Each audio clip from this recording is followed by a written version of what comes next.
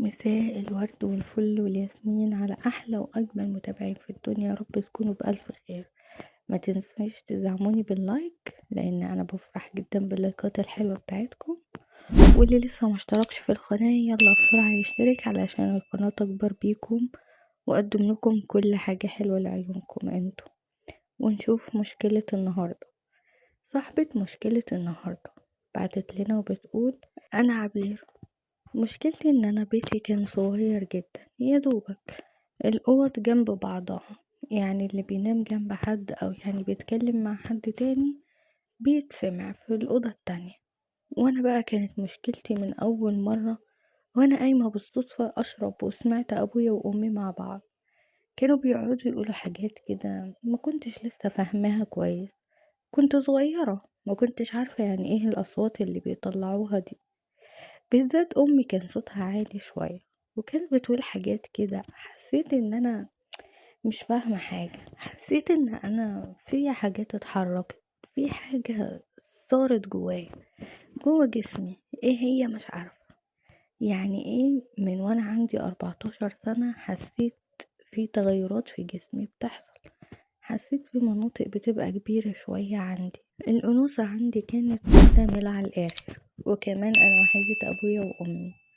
أمي كانت طبعا ما كانتش بتاخد بالها مني ولا كانت بتسمعني ولا بتفهمني الصح من الغلط. كان كل كلامي مع صاحبتي طبعا حكيت لي كل حاجة عن العلاقة. لاحظت عقلي زي ما بيقولوا كده، خلتني مجنونة بحاجة زي كده. أنا بصراحة اتعودت إن أنا أقوم كل يوم وأسمع أبويا وأمي بيعملوا إيه. كنت بحب جدا أسمع الكلام اللي هما بيقولوه، لحد ما كبرت وبدأت أحس إن أنا فعلا محتاجة أجرب الحاجات اللي بيقولوها دي. بقيت شغالة مع نفسي ومع الأفلام والحاجات دي وأقعد أسمعهم.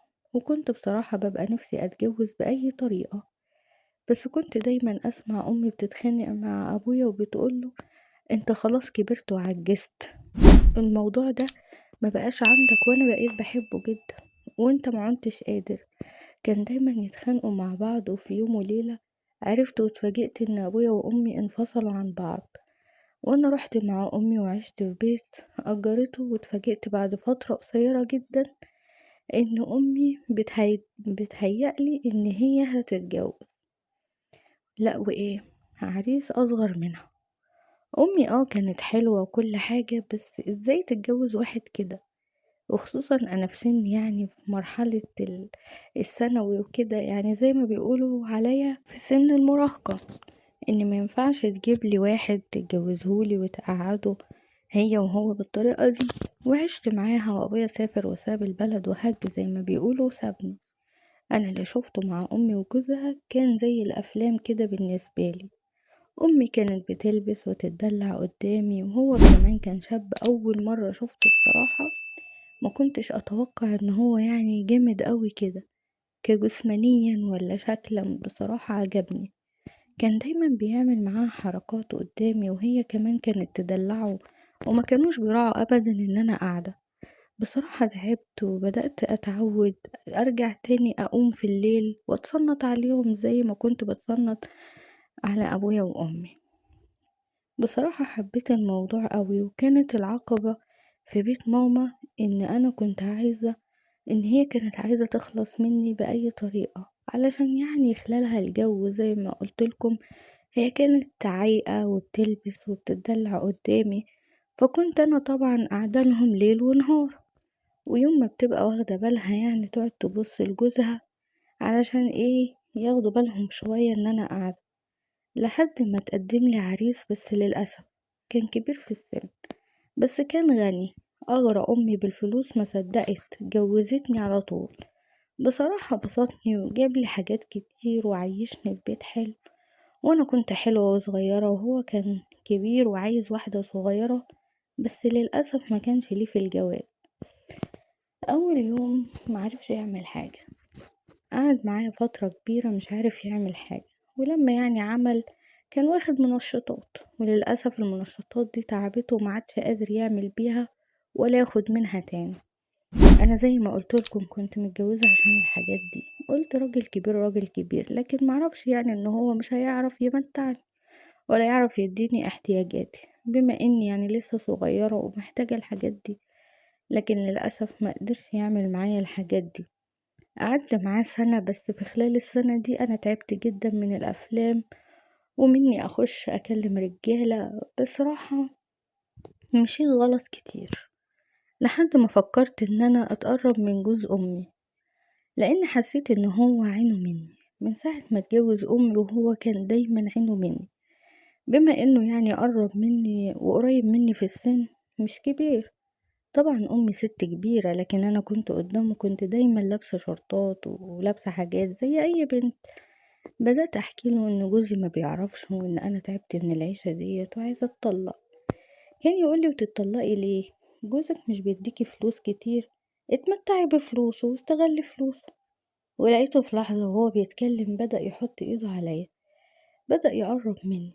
بصراحة مخبيش عليكم، ما قدرتش اتحمل اللمسة بتاعته، اتجاوبت معاه لحد ما بدأنا نعمل الموضوع ده مع بعض. وحصل الموضوع ده من غير اي تردد مني، بما اني يعني انا متجوزة خلاص، وجوزي ما بيعرفش، وهو حاسس مني ان انا يعني محتاجة حاجة زي كده. وبدأت اعمل الموضوع ده معاه كل ما كان جوزي بيسافر، لانه كان بيسافر كتير وبيلف في اشغاله كتير وبيسافر. وكنت بتحجج دايما ما اروحش معاه في سفرياته علشان يخلالي الجو بيني وبين جوز امي، لانه كان دايما بيقعد يحكي لي ان هي ست كبيرة وان هي بتحب الحاجات دي، لكن انا مش متمتع معاها. انا عايز واحدة صغيرة زي ما بيقولوا. احنا الاتنين لقينا بعض، بقينا بنعمل الموضوع ده على طول، يعتبر يوميا لو جوزي سافر. اتمتعت معاه واتبسطت جدا، واداني كل حاجة انا كنت محتاجاها. كنت اتمنى ان انا اتجوز واحد زيه. المهم الموضوع كان ماشي كويس جدا، وكنا كل مرة نعمل حاجات مختلفة وأوضاع وحاجات، لدرجة ان هو عودني كمان ان احنا بنشوف افلام.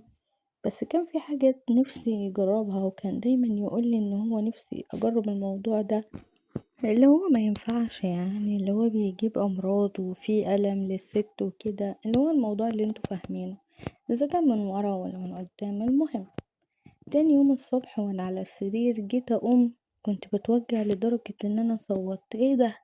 ايه الالم ده؟ وايه اللي انا حاسة بيه ده؟ ايه اللي انا فيه ده؟ ما قدرتش ارفع رجلي، طبعا الالم من المكان اللي هو كان دايما بيطلبه. استغربت، ما كنتش عارفة ايه اللي حصل لي. كنت لسه قايمة مدروخة، مانيش دريانة بنفسي، وحسيت كمان ان انا متعورة. وفعلا لقيت نفسي متعورة. قعدت اقول له: في ايه؟ ايه اللي حصل؟ احكي لي. وقال لي: عايزه اقول لك بصراحه، بس يعني ما تزعليش مني. وقلت له: قول لي الصراحه. قال لي: بصراحه انا اديتك برشام علشان يعني تنامي وما تحسيش اللي انا نفسي اعمله.